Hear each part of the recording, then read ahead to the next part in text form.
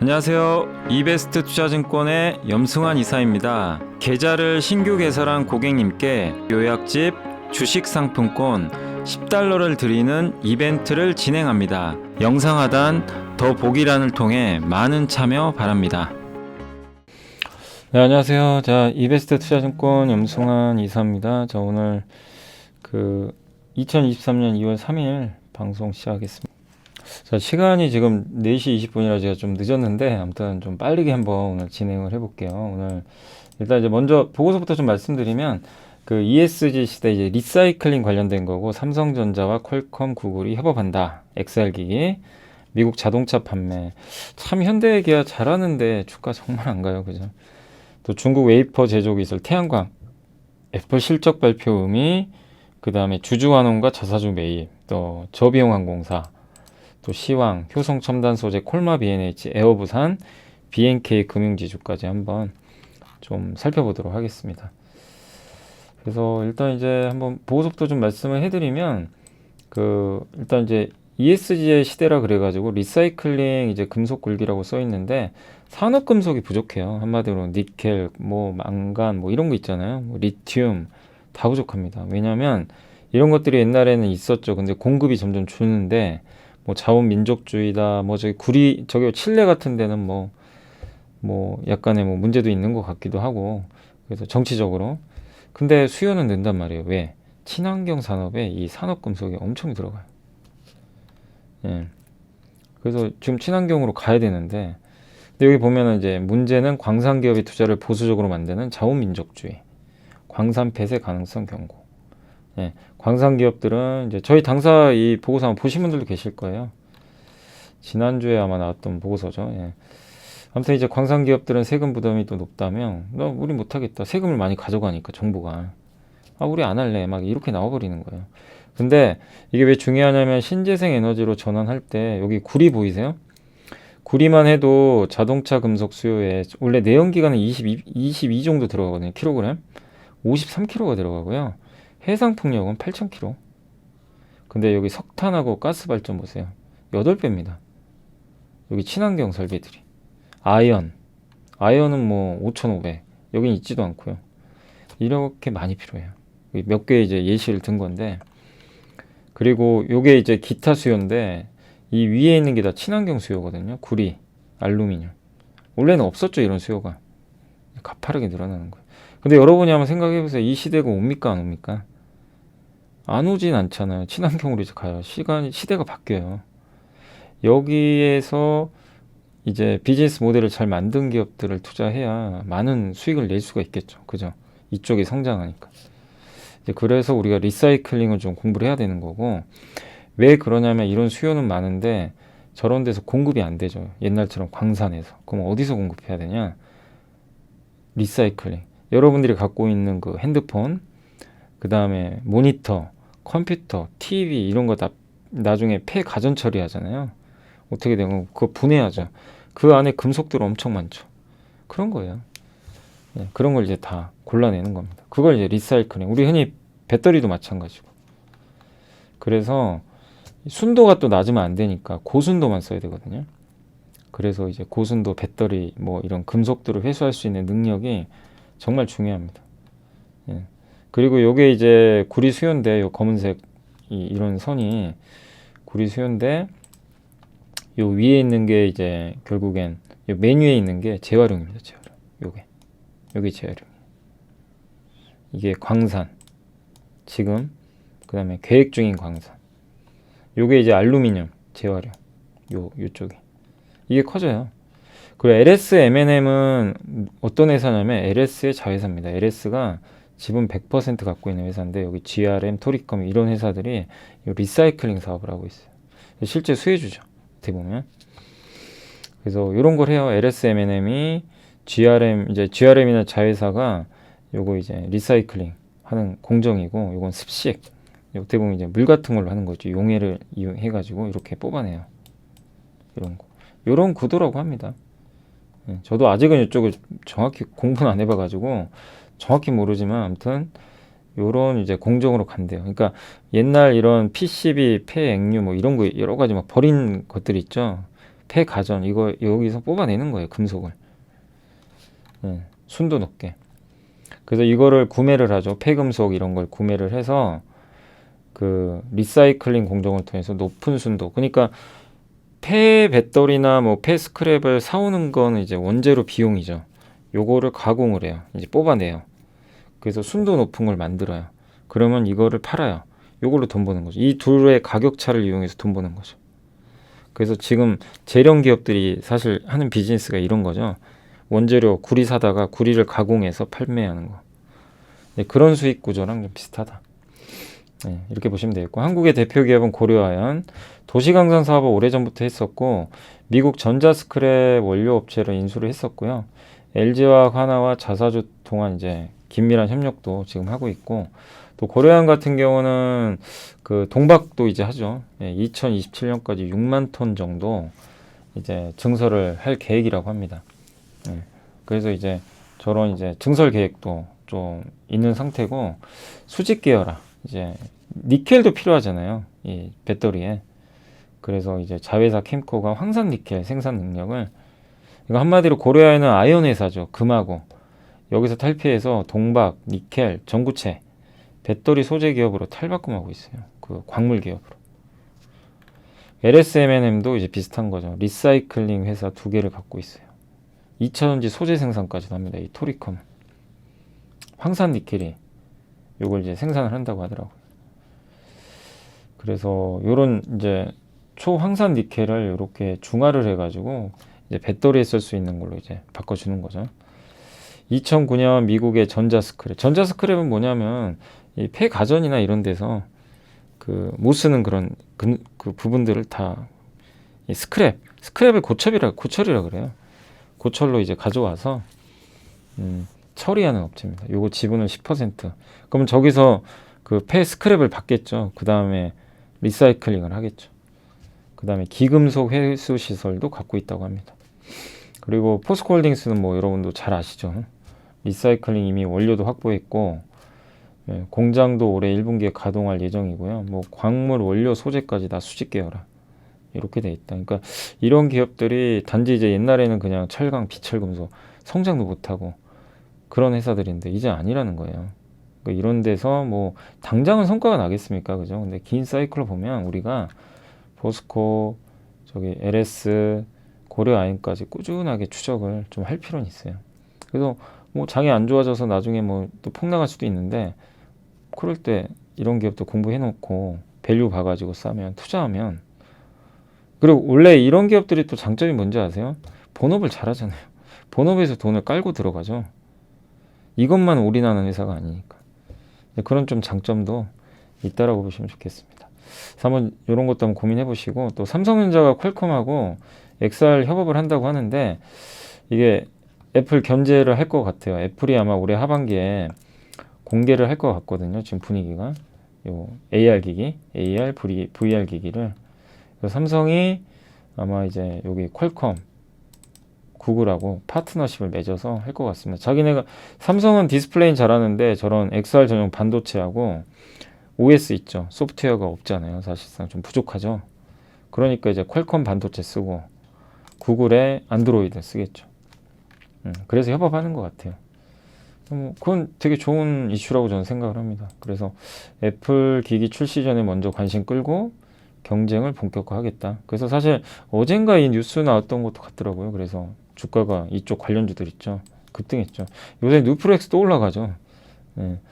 아무튼 올해 이런 이제 이벤트들이 있기 때문에 뭐 긍정적이죠, 사실은. 근데 너무 과도한 기대는 하지 마세요. 왜냐하면 XR 기기 나온다고 대중화되는 데는 시간 걸립니다. 바로 되진 않아요. 그래서 이쪽 섹터는요, 급등할 때 줄이고 급락할 때 사고, 이렇게 트레이딩을 반복하시는 게 좋아요. 왜냐, 이슈가 끝나는 게 아니니까. 그게 좋아요. 아무튼 호재는 맞아요. 기존의 스마트폰에서 확장되는 거니까 그 부분은 분명한 호재는 맞습니다. 그리고 이제 자동차 뭐 정말 잘해요. 미국 전체 자동차 판매 대수가 6.3% 증가했는데 현대, 기아는, 특히 기아가 엄청납니다. 22.3%. 주가는 안 가요, 잘. 미국 빅3 업체 점유율이 41인데 점점 떨어집니다. 일본도 떨어져요. 그걸 누가 꿰차고 있느냐? 테슬라랑 현기차가. 현대차 그룹과 테슬라가 점유율 5% 넘었어요. 현대차는 10.2 합쳐서 기아랑. 인센티브는 지난달보다 딜러들한테 주는 비용이죠. 현대 기아가 제일 낮아요. 기아는 $495밖에 안 됩니다. 스텔란티스가 무려 $2,000가 넘어요. 예, 그래서 굉장히 좀 많이 비용을 주는 거죠. 근데 토요타도 낮은데 토요타는 재고가 없대요. 생산이 잘 안 돼서. 그래서 약간 비정상적인 인센티브고, 현대차 그룹은 정상화되고 있는데도 인센티브 낮은 건 그만큼 과거랑 다르게 경쟁력 있다.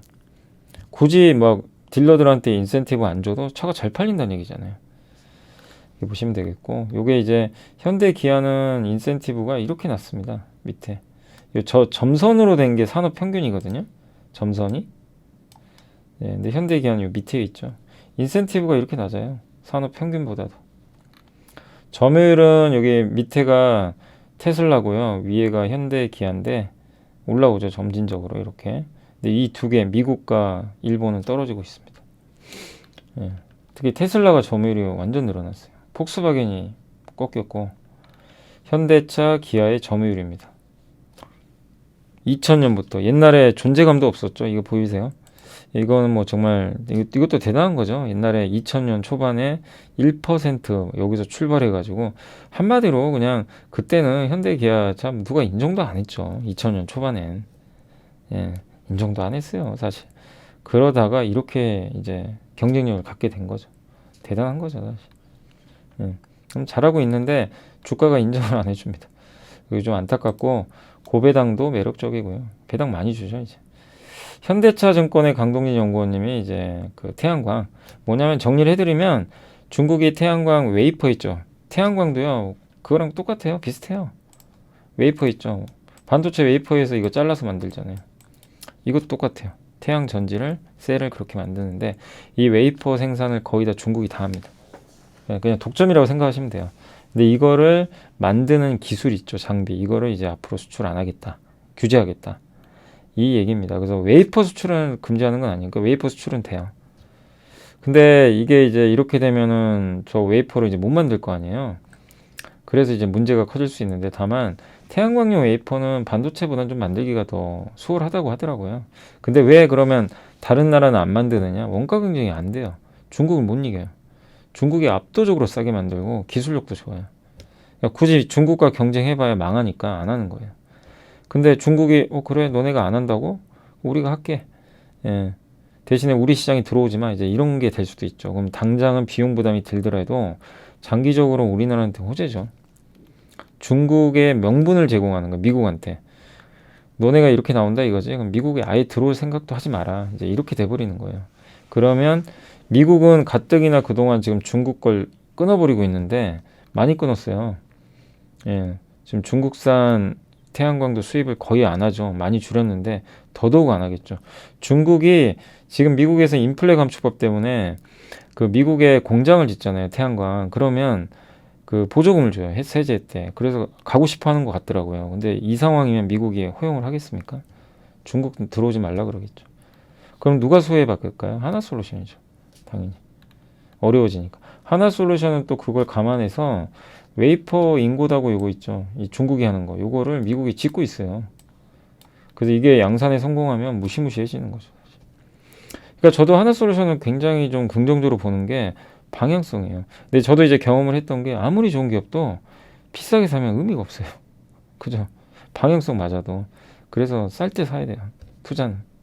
그래서 조금 이제 기다리시라고 하는 거고요. 다만 이제 이런 걸 공부하는 이유는 명확하죠, 방향. 예, 이 현재 환경에서. 그래서 큰 수혜를 받을 수 있는 기업 중에 하나고, 그러니까 25년인가요? 아무튼 이제 제가 그때 자료를 보니까 최대 1조 원 정도 세제 혜택 받을 수 있대요, 미국에서. 그 정도로 큰 수혜를 누릴 가능성이 있습니다. 거기다 중국이 못 들어오니까. 예. 그래서 이건 오히려 호재로 봐야 되고, 그 다음에 OCI는 어쨌든 조금 이제 그 영향을 좀 받을 수 있는 게 조금 안 좋을 수도 있대요. 왜냐하면 OCI가 그 이쪽 중국 업체들한테 이 폴리실리콘을 가지고 이 웨이퍼를 만들거든요. 근데 이제 OCI도 중국에 수출을 많이 해요. 근데 중국 회사들이 웨이퍼 업체들이 만약에 중국 외 지역에다 이 이슈 때문에 중국 외 지역으로 수출을 못하게 되면 OCI는 중국에 납품할 물량이 줄어들겠죠. 그러니까 폴리실리콘 가지고 이제 웨이퍼를 만들어요. 그리고 이제 태양전지 셀을 만들죠. 요거죠. 요게 하나가 하는 거고. 얘네가 중국, 여기 OCI죠. 여기 수출해야 되는데 얘가 수출길이 막아요. 지금 수출 못하게끔 막 막으려고 하잖아요. 다른 나라에다 기술 못 주고. 그럼 이제 물량이 줄 수 있다는 거죠. 근데 그런 점은 좀 리스크 요인인데 바로 그렇다는 건 아닙니다. 그리고 뭐 OCI도 이런 부분에 대해서 고민을 하고 있겠죠. 더 다각화하겠죠. 그래서 하나솔루션이라든가 미국 기업들한테 좀 이렇게 할 수 있는 루트를 만들기 위해서 뭐 공장 증설을 서두를 수도 있다. 그러니까 아마 대응책이 나올 겁니다. 그리고 폴리실콘 가격 요새 좀 많이 올랐는데 아마 올해 하반기엔 좀 떨어질 수 있다고는 하지만 어쨌든 뭐 지금 최근엔 좋아요. 태양광 수요도 여전히 많은 상황이고 그리고 굉장히 고품질 제품을 만들어요. OCI 강점은 워낙 많이 빠졌으니까요. 주가는 좀 이제 크게 하락할 이유는 별로 없지 않나 생각하고 하나솔루션도 어쨌든 이제 미국 이런 방향성을 보면은 긍정적이다라고 생각하시면 좀 좋을 것 같습니다. 애플이 실적 발표를 했는데 요게 이제 뭐 애플 실적은 좀 안 좋았잖아요. 그래서 시간에서 좀 빠지고 있지만 뭐 그거보다도 우리가 봐야 될 건 어차피 중국 회복되면 또 좋아지니까 우리가 생각할 거는 이제 애플이 결국 두 가지입니다. 아이폰 15가 폴디드 줌 새로운 그 뭐죠? 뭐라 그래야 되죠? 카메라. 그래서 요새 자화전자 많이 갔잖아요. 그죠? 기억나세요? 자화전자 작년에 자화전자가 뭐를 했죠? 시설 투자 공시한 거 한번 알려드렸죠? 보여드렸죠? 그게 이제 애플을 겨냥한 거였거든요. 근데 이제 올해 이제 그게 나온다고 하니까 이제 주가가 굉장히 많이 올라갔죠. LG노텍과 같이 할 가능성이 높아요. 서로 공급을 할 가능성이 높은데 그래서 여기서도 LG노텍을 좋게 보고 있고 그 다음에 이제 폴더블 태블릿 PC가 나올 것 같아요. 그러니까 접었다 폈다 하는 노트북이나 아이패드 요거를 아마 애플이 출시하지 않을까. 그러니까 스마트폰은 아니고 스마트폰보다는 스마트폰은 접는 것보다는 차라리 애플은 그냥 피는 게 낫다고 생각을 하고 있는 것 같고요. 대신에 태블릿 PC는 크니까 이걸 접어서 다니면 좋잖아요. 그래서 그거를 좀 고민을 하고 있는 것 같습니다. 그래서 아마 나올 가능성이 좀 있다고 보는 것 같아요. 이게 고밍치라는 대만의 애널리스트가 애플 전문가거든요. 언급을 한 거죠. 그래서 아마 우리나라 폴더블 회사들 참 주가 안 좋았죠. 왜냐면 생각보다 안 팔리니까 기대보단. 그렇지만 KH바텍, 파이nem텍은 대표 힌지죠. 이게 접는 거 이렇게. 요것도 나쁠 게 있을까요? 이제 기대치 낮았죠. 하반기에 또 폴더블 폰 나올 거고 거기다 만약에 애플까지 참전을 하면 모멘텀이 거세지겠죠. 그래서 부정적으로 볼 필요는 없다. 근데 요런 내용은 이제 알고 계시면 좀 좋지 않을까 싶습니다. 요건 뭐냐면 SK증권의 안영진 연구원님이 저는 요게 전적으로 동의를 하는 게 뭐냐면 우리나라가 PBR 있죠. 한 배를 못 넘잖아요. 지금 PBR 0.9배인가? 9배 돼요. 근데 왜 한 배를 못 받을까? 한국은 막 인도는 막 2배 가까이 받는데 왜 그럴까요? 그 가장 큰 이유 중에 하나는 우리나라는 경기에 너무 민감하니까 높은 PBR을 못 줘요. 경기 사이클 너무 타니까. 근데 어쨌든 PBR이 올라가는 조건 중에 하나는 경기가 좋아지면 돼요. 근데 올해 하반기부터 좋아진다고 하니까 PBR은 이제 올라갈 여지가 있죠. 그리고 ROE죠. ROE가 높으면 제가 말씀드렸죠. ROE 10%의 PBR 한 배 정도가 적정하다. 20%는 PBR 2배. ROE랑 연동돼요. PBR은. ROE가 낮으면 PBR은 떨어집니다. 무조건. 그래서 ROE 낮은 기업들이 PBR이 낮아요. 예. 근데 이제 어쨌든 ROE를 높이면 되는데 ROE 높이는 방법은 뭐가 있어요? 자기 자본 이익률. 내가 100만 원이 있는데 10만 원 벌면 10%죠. 예. 그거 높이려면 20만 원 벌면 되죠. 이익을 더 내거나 아니면 밑에 이제 자본 있죠. 자본을 깎아버리면 돼요. 자본을 깎는 게 뭐예요? 배당을 많이 주거나 아니면 자사주 소각하면 됩니다. 자사주 소각하면 자본이 없어져요. 그럼 ROE가 그냥 올라가 버립니다. 그럼 PBR이 자동으로 올라가요. 그리고 주주환원. 이게 연결되어 있는 거예요. 2번, 3번. 주주환원율이 없죠. 여기 보이세요? 배당 성향? 미국, 인도. PBR이 3.5입니다. 여기 인도가 3이 넘네요. 한국은 여기 배당 성향이 엄청 높은 것도 아닌데 사실 그죠?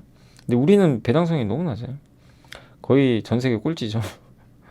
네. 그래서 근데 요즘에 이런 일들이 발생하죠. 셀트리온이 자사주 매입 발표했고요. 그 다음에 요새 막 현대차도 자사주 소각 다 나옵니다. 현대백화점 뭐 바뀌는 것 같지 않으세요?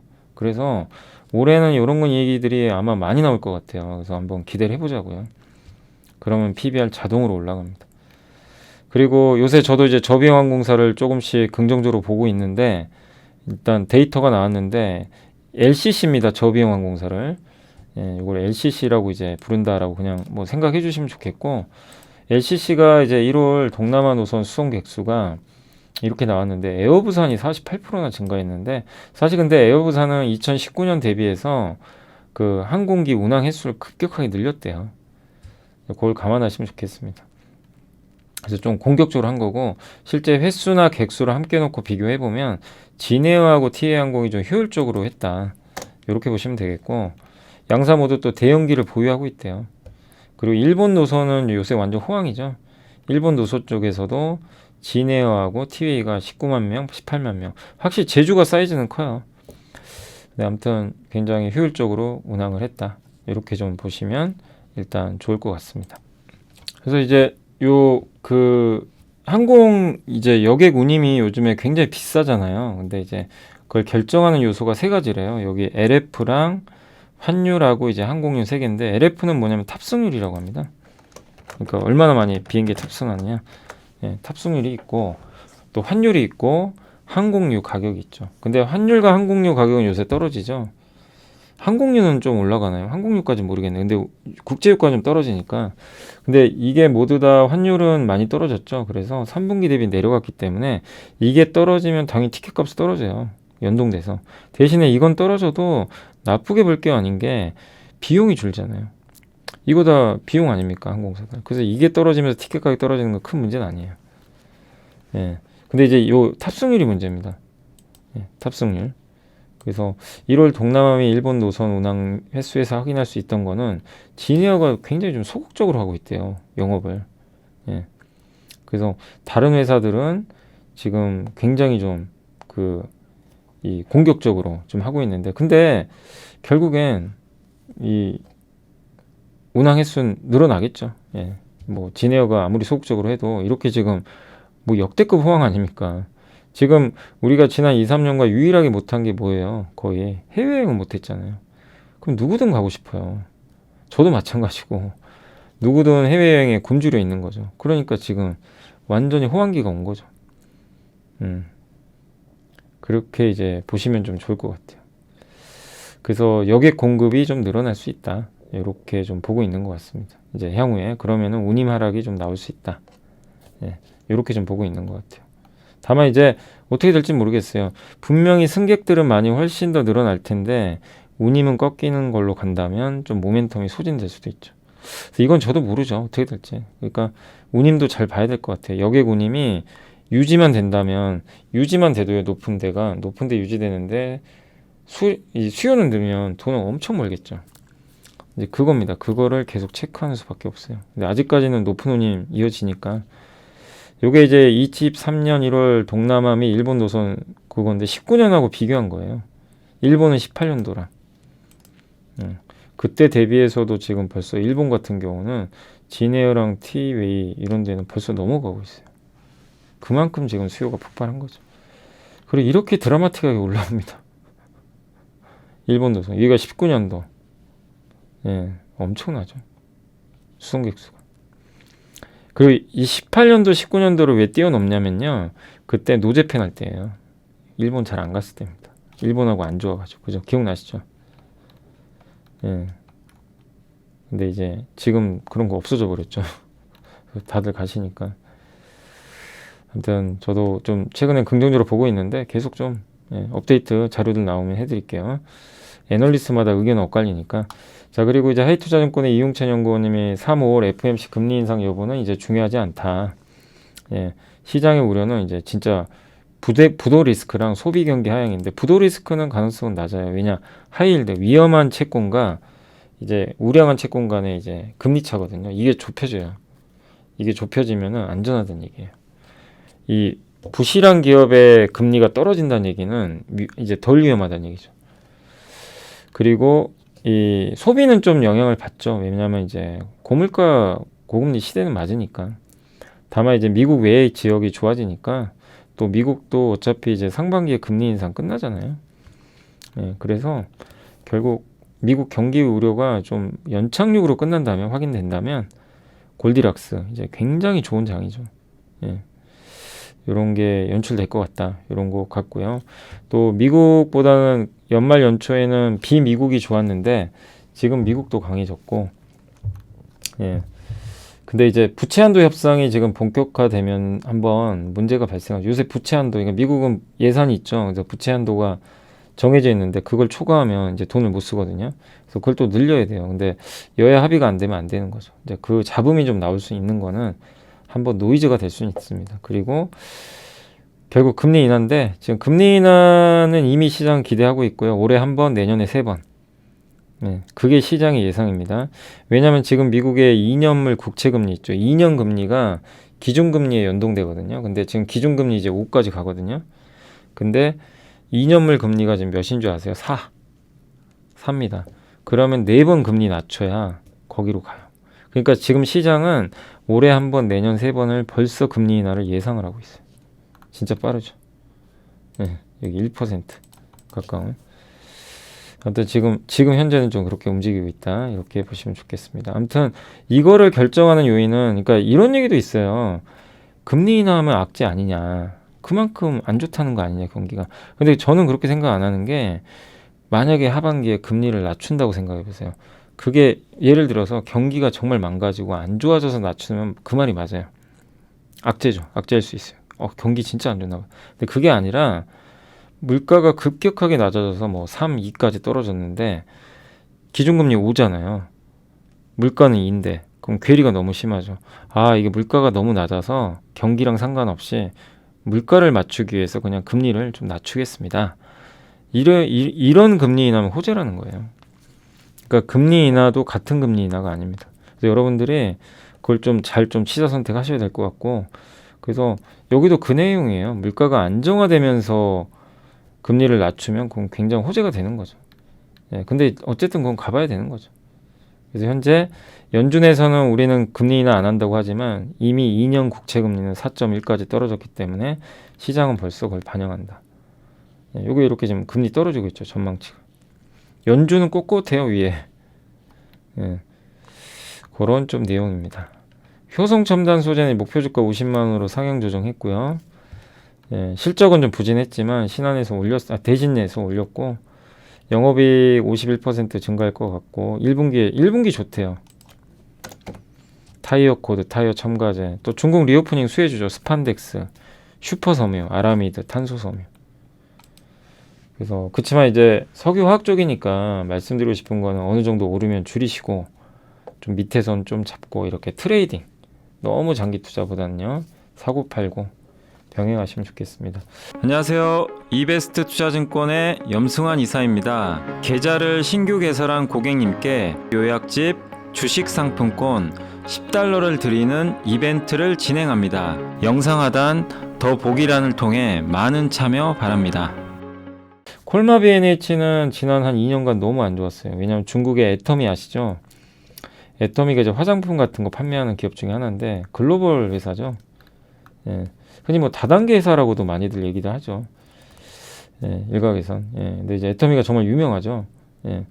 근데 이제 올해는 중국 리오프닝과 애터미가 아마 중국 판매가 확대되지 않을까. 근데 애터미의 주요 고객이 애터미한테 납품하는 회사가 콜마 B&H예요. 그러니까 지난 2년간 2년 전인가요? 중국에 애터미가 갔을 때 주가가 엄청 올랐어요. 근데 애터미가 이제 그동안 코로나 이런 것 때문에 성과가 안 나니까 주가가 콜마 B&H가 그냥 폭락을 해버렸어요. 근데 올해부터는 좋아진다. 그러니까 뭐냐면 저도 콜마 B&H를 이제 긍정적으로 보는 게 주가가 박살이 났어요. 근데 이제 좋아져요. 방향성이 바뀌어요. 그러면 밸류를 떠나서 좋아질 수 있는 거죠. 삼성중공업 기억나시죠? 근데 이게 틀릴 수도 있잖아요. 만약에 중국이 또 안 된다. 그럼 못 가는 거죠. 그래도 크게 잃을 건 없는 게 많이 빠졌으니까. 이제 그런 면에선 되게 좀 콜마 BNH도 좀 편하게 접근할 수 있을 것 같고, 그래서 애터미 쪽 비중이 크니까 그렇게 보시고, 그 다음에 국내에서는 개별 인정형 원료, 이게 건강기능식품 만들어주는 회사잖아요, 대신. 근데 자기만의 특허입니다, 특허. 아무나 못 만들어요. 그래서 4월부터 이걸 가지고 여주 추출물을 만들고 있는데, 혈당 개선 치료제래요, 건강기능식품. 당뇨병 환자가 국내에 600만 명이나 되거든요. 그러니까 수요가 꽤 큰데, 저런 것들이 이제 도움이 된다고 한다면 매출 성장이 나오겠죠. 왜? 저 혈당 개선 이쪽 이제 원료효가 취득한 거는 사실은 이제 유일하니까 콜마 BNH밖에 없거든요. 여기밖에 못 만들어요. 이제 그런 면에서 긍정적이다. 그리고 PER 12배로 좀 평균 수준인데 싸진 않지만 수출 비중이 좀 늘어나니까 프리미엄 줘야 된다. 그래서 건기식 비중 높고, 화장품은 아마 주로 애터미 쪽에 납품하고 있고요. 꾸준하게 매출은 늘고 있습니다. 중국 매출이, 이게 보세요. 이게 부진했죠. 다 꺾여버렸죠. 근데 이제 중국 매출이 좀 살아나지 않을까 보고 있는 것 같습니다. 여기 한국 아메이, 애터미, 뉴킨스 이런 기업들인데 네트워크 판매사라고 그러죠. 여기가 판매원 수가 3,000명이 넘을 정도로 굉장히 커요. 근데 여기에 주로 납품을 하고, 여성 갱년기 증상 완화에 도움되는 이런 개별 인정형 원료 루바브도 개발을 했고요. 요게 여주 추출물, 혈당, 이런 것들을 이제 주력으로 하고 있다. 그리고 밸류도 제가 아까 봤는데 굉장히 낮아요. 그래서 괜찮지 않나 생각은 하고 있습니다. 그리고 에어부산은 이제 아까 좀 잠깐 말씀드렸지만 이제 LCC고 부산 중심에서 인천으로 요새 바꾸고 있어요. 그래서 점점 노선을 늘리고 있고 공격적으로 영업하는 것 같더라고요. 일본 오사카 나리타, 후쿠오카 3개, 동남아 2개, 중국 뭐 이런데 3개 정도 신규 노선을 튼다고 하고, 인천에서 출발하는 노선이 수익성이 좋대요. 요새 여객 수요도 폭발하니까. 예. 그래서 환율과 유가도 떨어져서 아마 올해 1분기 연간으로도 좋은 실적 낼 것 같고, 그리고 21대 항공기 보유 중에 있고요. 예. 그리고 CEO기를 이제 2대 반납하고 엔니오라고 하는데, 저도 이게 정확히 뭔지 모르겠는데요. 엔니오가 좌석수가 좀 많대요. 요 기존의 CEO보다 반납하는 거거든. 훨씬 더 수익성 좋은 노선 운영 가능하겠죠. 그리고 인천 일본이 가장 수익성이 좋은데, 여기가 이제 마진율이 좋아서 아마 이쪽을 좀 더 드라이브를 걸 것 같습니다.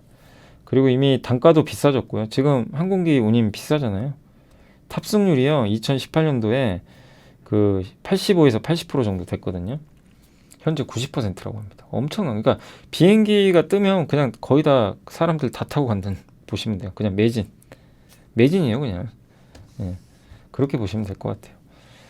그래서 올해는 800억에 달하는 정말 괜찮은 실적을 낼 것 같고, 이미 1분기에 무려 400억 내지 않을까. 다만 하반기에는 유가나 또 수요 이런 거에 따라서 변동은 있겠지만, 뭐 누가 봐도 LCC는 좋아질 일밖에 안 남았어요. 근데 조금 이제 부담되는 건 뭐냐면 예측이 어려워요. 환율, 유가, 부채가 많고, 그죠? 예, 이런 것들. 또 어차피 배당은 기대하기도 어렵고. 그래서 장기 투자는 안 돼요. 예, 장기 투자는 하시면 안 되고 트레이딩을 적절하게, 그러니까 팍 좀 빠진다 그럴 때 방향은 좋으니까 하셔서 좀 올라갈 때 좀 적절히 챙기고 그렇게 하셔야지, 아무리 뭐 LCC 좋아진다고 해도 장기 투자는 아닌 것 같습니다. 그러니까 좀 사고 팔고 하는 그런 전략이 좀 필요하다 말씀드리고 싶고, BNK 금융지주는 실적이 미달했는데 이게 희망퇴직금이나 이제 이런 각종 비용 때문에 그런 거고요. 예, 그리고 자회사 증권이 적자 났고, 저축은행 워낙 부동산이 안 좋았으니까 그래서 이익이 좀 많이 감소를 했는데, 예, 다만 배당금은 625원 발표했고요. 배당 성향 25로 오히려 배당 성향 더 올려줬어요.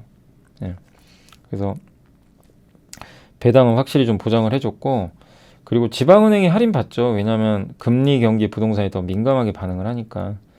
대신에 그래서 엄청 싸잖아요. 그게 장점이죠, 어떻게 보면.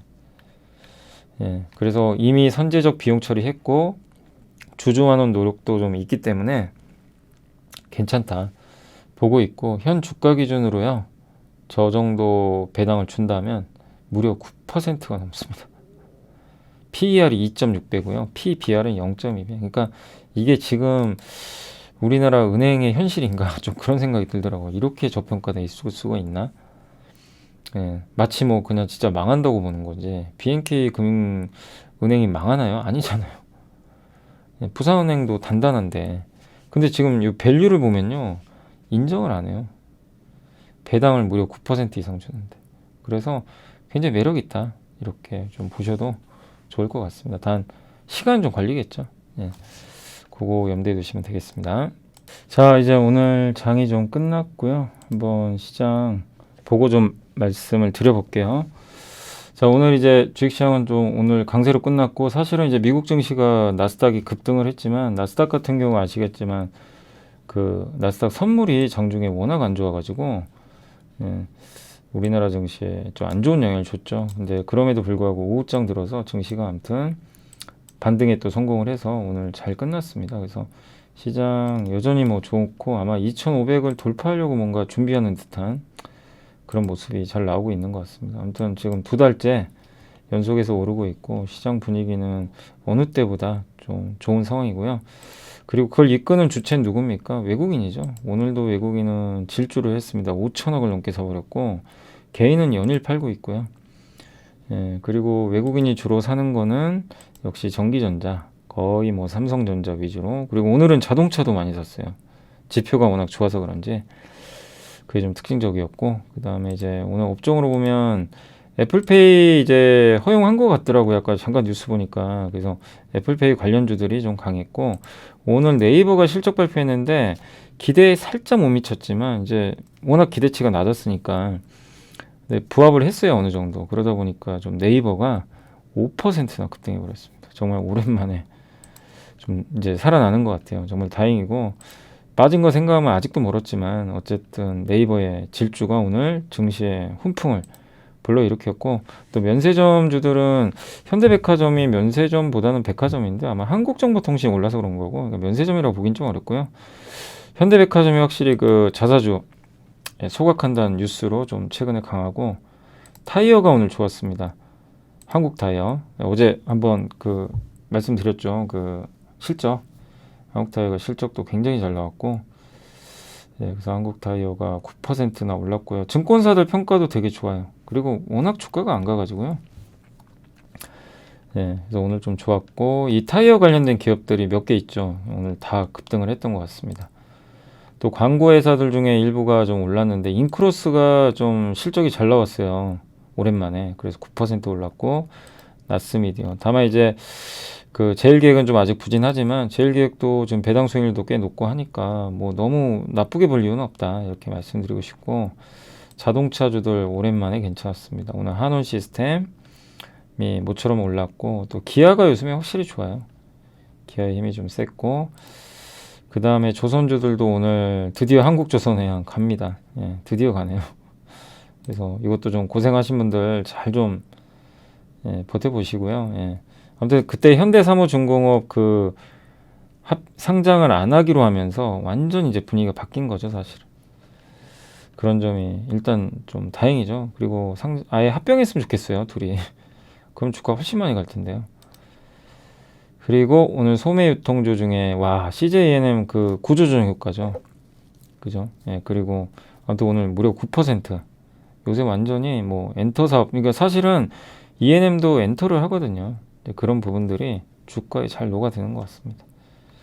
오늘 정말 뜨겁게 움직였고, 카메라 모듈도 오늘 세코닉스가, 카메라 모듈 정말 못 갔잖아요. 아시겠지만 그죠? 진짜 못 갔죠. 근데 오늘 이제 움직였다. 오늘은 근데 아무튼 세코닉스랑 그 하이비전 이런 쪽이 좀 좋았던 것 같고, 아마 요건 오늘 근데 특별한 뉴스는 없었죠, 그죠? 예. 특별한 뉴스가 나온 건 아닙니다. 근데 이제 요것도 이제 XR 기기 이제 약간 그쪽에 분류되다 보니까 강한 것 같고, 모바일 게임도 오늘 좋았고요. 위메이드가 그냥 아주 뜨거웠습니다. 그다음에 자율주행차 이쪽, 예, 여기 차량용 카메라 쪽이죠. 다 강했고, 영화 관련주도 오늘 다 좋았던 것 같아요. 예. 영화 관련 기업들 다 괜찮았고, 임플란트도 오늘 좋았고요.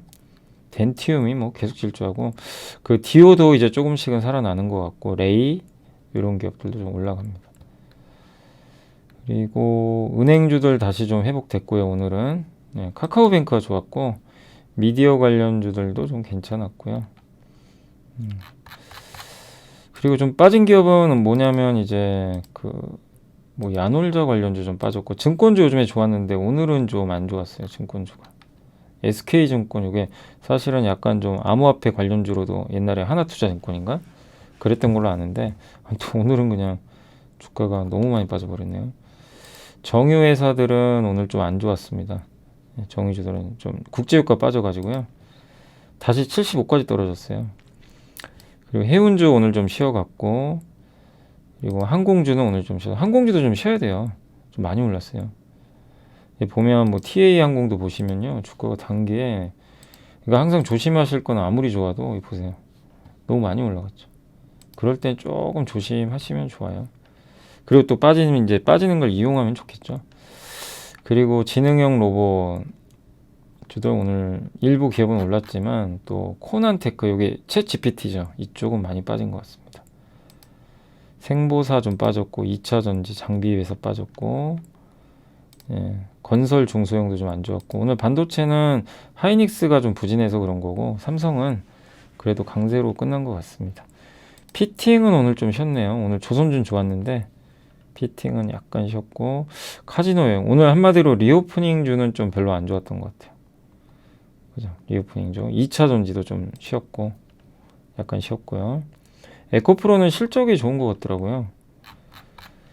근데 오늘은 이제 솔브레인은 반도체인데 아무튼 2차 전지는 좀 안 좋았고 석유화학, 뭐 화장품 일부 또 태양광도 약간 조정을 좀 받았다. 근데 레이크 머티리얼즈가 오늘 급등했는데 사실 태양광도 하는데 반도체죠. 오늘 호실적 나온 것 같더라고요. 그래서 오늘 좀 좋았고 3D 낸드 쪽에서는 일부 기업들은 좀 올랐는데 뭐 오늘 대체적으로 큰 변동 없었던 것 같습니다. 테스는 그래도 기대보단 잘 나온 것 같더라고요. 실적이 아까 잠깐 보니까 그죠? 연결 영업이익이 559억이 기대보단 잘 나왔어요.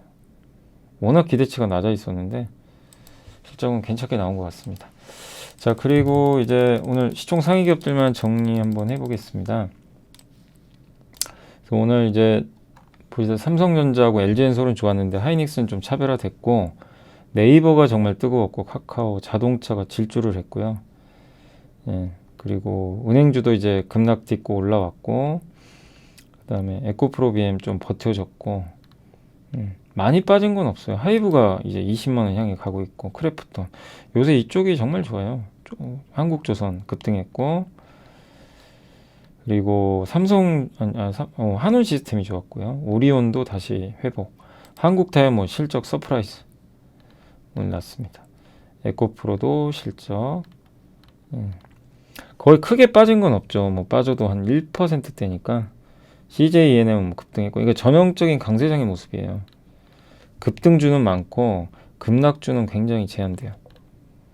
케어젠, 휴젤 뭐 이런 기업들 좋았습니다. 그나마 오늘 솔브레인은 좀 많이 빠졌네요. 반도체는 조금 안 좋았고 레인보우 뭐 너무 올랐었죠. 뭐. 그러니까 엄청나게 올랐던 기업들 있죠. 그런 쪽만 좀 안 좋았던 것 같아요. 그리고 현대일렉트릭은 실적은 좋은데요. 뭐 아시겠지만 밸류 부담이 좀 있죠. 많이 올랐죠 그동안. 그래서 그런 거 여기 보시면 그죠. 그게 좀 원인이다라고 보시면 좋을 것 같습니다. 뭐 그런 상황으로 오늘 좀 마무리가 된 것 같습니다. 자, 그렇게 한번 말씀드리고 싶고요. 자, 그리고 마지막으로 실적만 정리해 드릴게요. 실적 보시면 오늘 테스 아까 잠깐 말씀드렸지만 어닝 서프라이즈가 좀 나왔고 WCP 분리막 회사죠. 이게 흑자 전환했습니다. 그리고 레이크 머티리얼즈 우리 알죠? EUV 하이케이 소재 아시죠? 그 소재 만드는 기업 중에 하나고 이제 94% 증가했고요. LGU 플러스도 실적이 굉장히 좋더라고요. 통신주인데 내용은 좀 확인해 보셔야 돼요. 근데 어쨌든 실적은 이렇게 잘 나왔고 마지막으로 넥스틴 이것도 반도체 장비 회사인데 기대에 조금 더 잘 나왔고 91% 이익 성장을 기록했다고 합니다. 자, 여기까지 한번 정리해 드리고 아무튼 오늘 제가 이제 40분 내로 좀 설명을 해 드렸는데 제가 오늘 뭐 2차 전지 있잖아요. 내일부터 이제 2차 전지 올라갈 거예요. 그거 좀 만들고 하느라고 좀 시간이 좀 오래 걸렸습니다. 그래서 좀 늦게 방송을 했는데 아무튼 오늘 너무들 수고하셨고 이번 한 주도 좋았고 1월부터 계속 좋기만 한데 그 경계는 해야 돼요. 어느 시점에서 또 갑자기 두들겨 맞을 수도 있습니다. 이게 시장이라는 게 변덕이 심해서. 그러나 우리가 해야 될 건 뭐냐면 계속 좋은 기업, 괜찮아질 기업, 아니면 싸고 저평가된 거. 예를 들면 아까 BNK 금융 같은 경우는 성장 이런 게 아니라 앞으로 좋아진다가 아니라요. 싸잖아요. 싸고 돈 잘 벌고 배당 많이 주고 그것도 하나의 그냥 투자 포인트예요. 아니면 지금 안 좋지만 앞으로 좋아질 거. 방향성이 개선되고 예를 들면 그 콜마 BNH 같은 거는 그동안 안 좋았는데 앞으로 좋아진다. 이제 그런 것도 하나의 아이디어입니다. 그러니까 그런 것들을 이제 공부해가지고 내가 취사 선택해가지고 직접 분석하고 어디서 투자할까 이런 거 고민해 보시고 하는 거예요. 누가 알려주는 게 아니라 그걸 직접 해야죠. 그러면서 좀 손해도 보고 이익도 보면서 아 이러니까 좀 손해 봤구나. 이래서 난 이익을 봤구나. 이런 거죠. 그리고 고배당주도 사가지고 한번 끝까지 가져가서 배당도 한번 받아보고 그게 결국엔 다 이제 나중에 자산이 된다. 라고 말씀을 드리겠습니다. 자, 이번 한 주도 고생하셨고 저는 내일 아니 그 다음 주에 뵙겠고요. 내일은 이제 오전 10시에 오늘 2023년 2월 3일입니다. 오늘은 그래서 내일 토요일 날 오전 10시에 그 2차 전지 함께 배우기도 봐주시면 감사하겠습니다. 감사합니다.